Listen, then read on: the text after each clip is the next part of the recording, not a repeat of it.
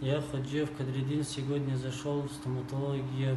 Перед ссорой неудавший ударил девушку, повел не по закону, нарушил, прошу прощения, перед девушкой, которую я ударил, и перед всем жителями города Якутска больше такого не повторяется, клянусь.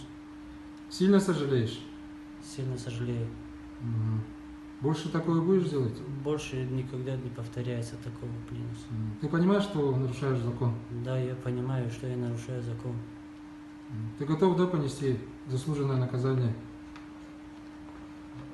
Я готов. Что еще хочешь сказать? Еще раз прошу прощения у всех жителей города Республики Саха-Якутск. Ты искренне это говоришь? Да.